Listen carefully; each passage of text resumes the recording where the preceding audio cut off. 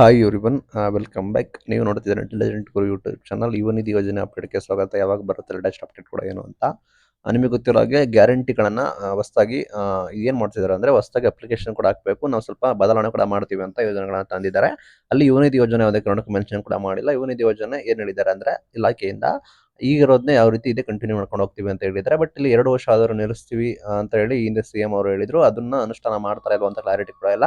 ಒಂದು ಇಲಾಖೆ ಕಡೆಯಿಂದ ಹಣನೇ ಬಂದಿಲ್ಲ. 6 ತಿಂಗಳಿಂದ ಯುವ ನಿಧಿ, ಗೃಹಲಕ್ಷ್ಮಿ ಯೋಜನೆ ಎಲ್ಲ ಸ್ಥಗಿತ ಆಗಿದೆ. ಬಿಕಾಸ್ ಹಣದ ಕೊರತೆ ಕಾರಣ ಹಣ ಬಿಡುಗಡೆ ಮಾಡಿಲ್ಲ.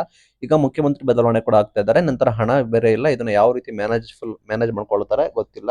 ಬಟ್ ಹಣ ಇವತ್ತು ಕ್ರೆಡಿಟ್ ಮಾಡ್ತಾರೆ ಅಂತೂ ಕೂಡ ಅನೌನ್ಸ್ಮೆಂಟ್ ಕೂಡ ಮಾಡಿಲ್ಲ. ಬಟ್ ನಿಮಗೆ ಹೊಸ ಆ, ಮುಖ್ಯಮಂತ್ರಿ ಬದಲಾವಣೆ, ಇಲಾಖೆ ಬದಲಾವಣೆ ಕೂಡ ಆಗ್ತಾ ಇರೋ ಕಾರಣ ಇದು ಎಫೆಕ್ಟ್ ಬಿದ್ದೇ ಬೀಳುತ್ತೆ. ಲೈಕ್ ಇದು ಡಿಲೇ ಆದ್ರೂ ಆಗಬಹುದು, ಲೈಕ್ ಮತ್ತೆ ಮುಂದೂಡಿಕೆ ಆಗ್ಬೋದು, ಸ್ವಲ್ಪ ಸಮಯ ತೆಗೆದುಕೊಳ್ಳುತ್ತೆ.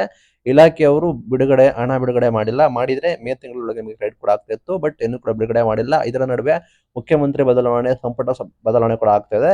ಅದು ನಿಮ್ಮ ಮೈಂಡ್ ಅಲ್ಲಿ ಫಿಕ್ಸ್ ಆಗಿರ್ಲಿ. ಇನ್ನು ಯುವ ನಿಧಿ ಯೋಜನೆ ಅಮೌಂಟ್ ಸಾಕಷ್ಟು ಇನ್ನೂ ಕೂಡ ಡಿಲೇ ಆಗುತ್ತೆ.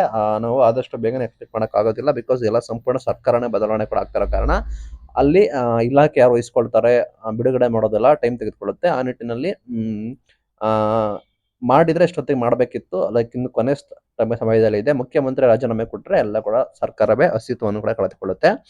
ಇದು ನಿಮ್ಮ ಮೈಂಡಲ್ಲಿ ಯಾರು ಯುವ ನಿಧಿ ಯೋಜನೆ ಕಾಯ್ತಾ ಇದ್ದಾರೆ ಅವರಿಗೆ ಶಾಕ್ ಅಪ್ಡೇಟ್ ಅನ್ಬೋದು. ಸರ್ಕಾರ ಬದಲಾವಣೆ ಕೂಡ ಆಗಿರೋ ಕಾರಣ ಯೋಜನೆ ಇನ್ನೂ ಕೂಡ ವಿಳಂಬ ಆಗುವ ಸಾಧ್ಯತೆ ಇದೆ. ಲೈಕ್ ಹಣ ಬಿಡುಗಡೆ ಆಗೋದು, ನಿಮ್ಮ ಖಾತೆಗೆ ಜಮೆ ಆಗೋದು ಇನ್ನೂ ಕೂಡ ಡಿಲೇ ಆಗಿ ಆಗುತ್ತೆ.